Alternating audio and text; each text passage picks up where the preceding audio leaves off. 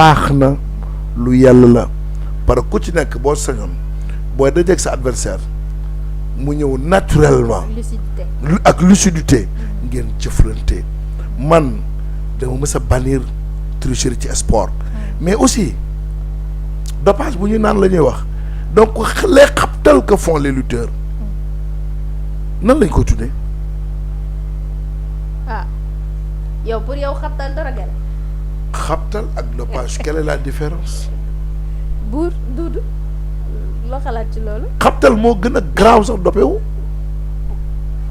xabtal nit ki du sonn xabtal nit ki mu mel ni gaynde xabtal nit ki du ragal dara yooyu c'est des réalités à tenir en compte. ah waaw c'est vrai de.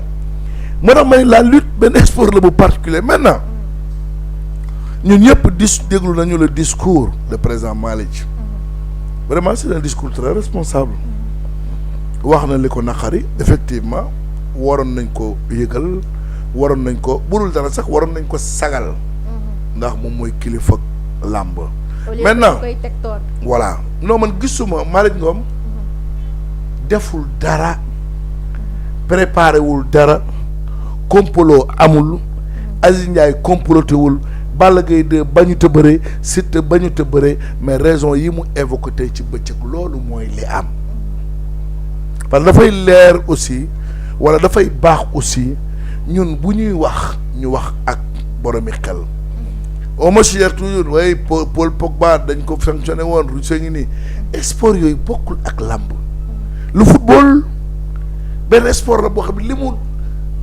lii la def ak làmb du ñu benn sax d'accord ces exemples là sont maanaam c'est des exemples yoo xam ne mën nañ ci bàyyi xel mais làmb ak football dafa am différence bu rëy rëy donc non waaw mais sport d'une manière générale moo tax ma ne ban xeetu sport la làmb li mu doon mbëri croyance mystique yi sax la ñu gën a gëm que sport du dëgg maintenant li ñu desee te ma dégg le président Malick wax ko mooy kat le CNG kat ndax délai de grâce bi dafa passé le CNG kat dina jël avocat ay avocat le lutteur Siteu jël avocat ñu dem ca kanamu commission ba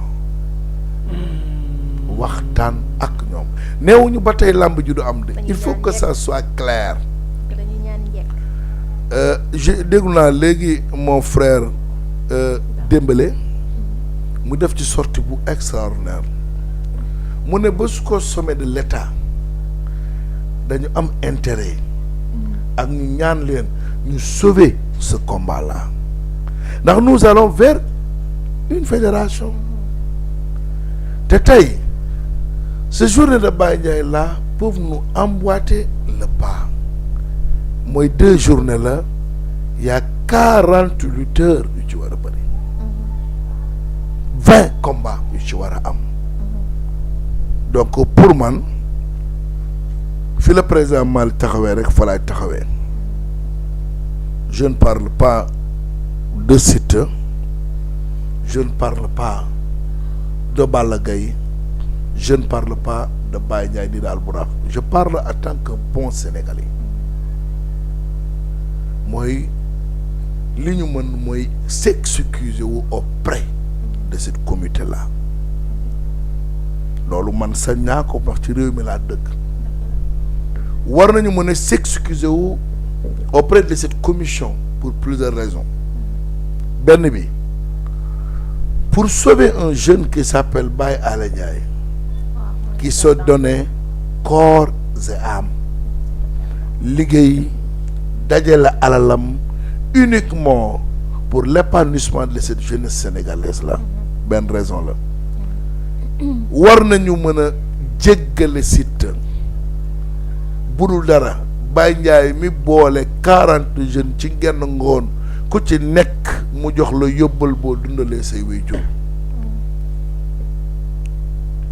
Siteu jàpp ma ne refus bi daf ko def de par son propre gré dafa xamul son manager aussi dañ koy ñaan à plus de responsabilité Père Max est un manager très expérimenté bu bari xam-xam la bu yàgg ak xale bi mais pour la prochaine fois tamit aussi ak yu mel noonu parce que cette comité là du ay caaxaan donc li ñu mën mooy faisons le tout ma di ko ñaan madame le ministre Khady Diène Gaye sunu jigéen la sunu sœur la doomi dëkk bi la ku bëgg làmb la am na lu mu ci mën a dox ndax le Sénégal est un pays très respecté au niveau mondial di ko ñaan aussi tamit le président de cette comité là di ko ñaan ngir yàlla ñu sauver ce journée là c'est l'essentiel. mooy fukki fan ak nangam moo ci des donc jàpp ma ni que war nañ leen ko mën a xañ le promoteur a dépensé des millions sonn ci promouvoir journée bi sonn ci organisation def lu ne donc pour man damay ñaana du ma leen mënuma leen forcer la main. non même pas dañu bëggoon xamal léegi on a compris. voilà donc on a compris ñun ñëpp li ñu daloon mooy qu'on n'avait pas compris exactement qu'est-ce qui se passe. Le président Malick tamit aussi ku ko newul jërëjëf sur ce cas là ku ko ci remercier wul waruloo ko xalab. Y a des gens nag yu commencé préparer parce que nous allons vers une fédération jàpp nañ ne que mën nañu këppatal Malick pour teg seen candidat loolu yeggaguñ ci nañu dox ba ci kanam. Y aura d'autres surprises.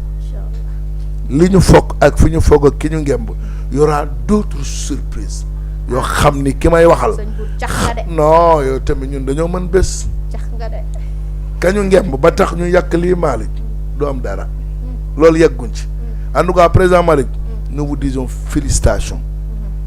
Nous vous encourageons. Nous vous disons merci.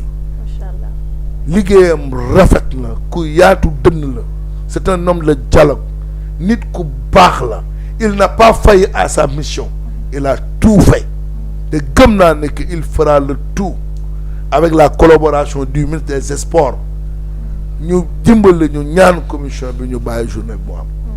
Inch'Allah yàlla baax na alors du yow tamit lan mooy sa impression après sortie président CNG bi bon ginnaaw li am na ba noppi daan bi teg nañ leen ko ñoom ñaar président génn na def leeral yow lan nga jàng ci wax ji wala mbëri lan la ñu war a jàng ci situation bi. jërëjëf Madji. président wax na tey président CNG du Malick Ngom di ko féliciter encore une fois ci liggéey bu jaar yoon bi nga xamante ni mi ngi koy doxal mbër yi nag lii da leen di jàngal rek mais man dafa am lu ma bëgg comprendre ndax dama dégg ay kàddu ñu koy wax ñu ne antidopage bi du combat yëpp lañ koy def. waaw dañuy bett dañuy tànn. dañuy bette. dañuy bette. pas tànn mais bette. waaw bette bi mooy tànn comme boog mooy jël. comprendre de parce que lu ñu tànn mooy dañuy bette. dañuy bette. dañuy jékki-jékki rek ne cëpp ci làmb ñu ok ñaari mbëri nañ leen xool.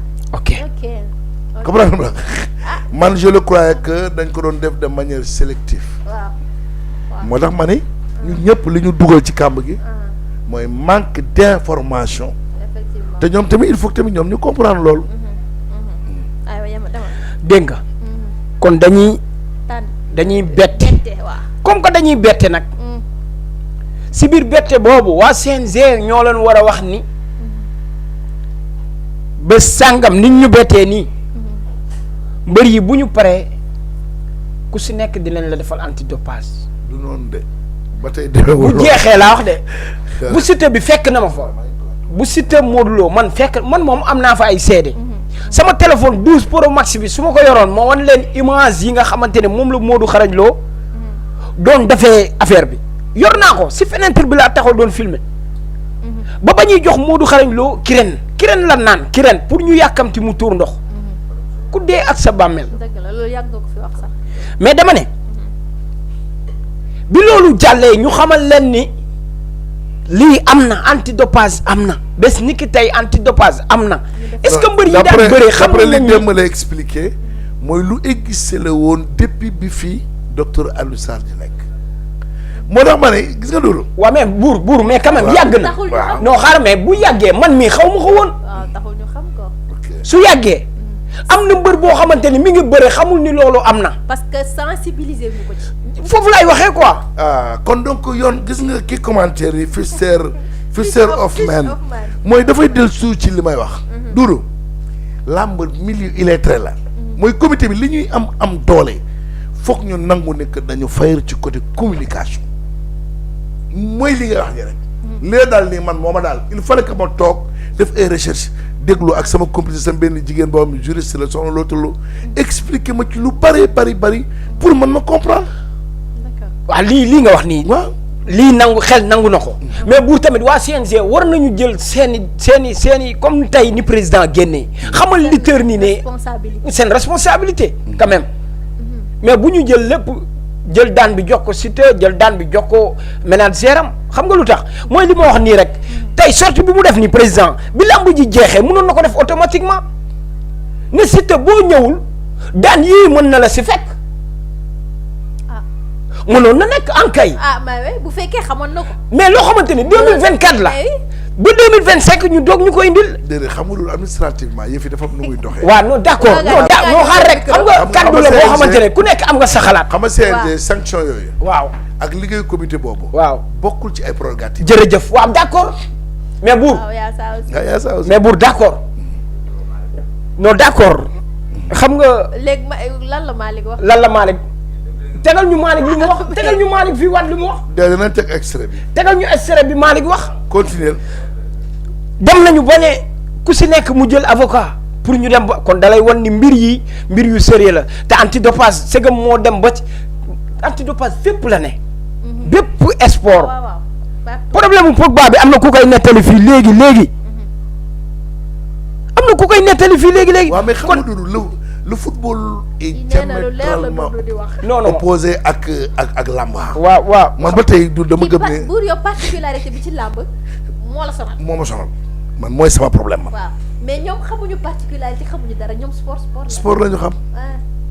du coup bon yeggali. waaw léegi tey bu fekkee promoteur bi buur wax na ko léegi. boo ko joxoon papier yooyu. déggul français déggul anglais. amul ku ko si mën a jàppale nan lay xamee ni kii aj ñañ ko bërëb sàngam.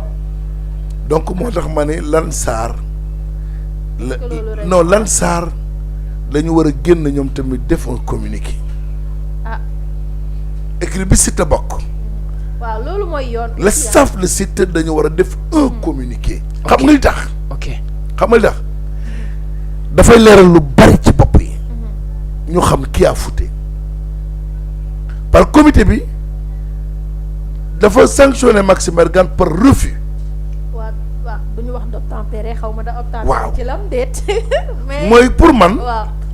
jàpp ma ni ko comité bi ñàkk na yónnee waa Lansar ay correspondance jàpp ma loolu man dama gëm ni que comité bi peut-être professionnellement parlant laay wax de xaw ma nag war nañu yónnee waa Lansar wala le manager de site des courriers.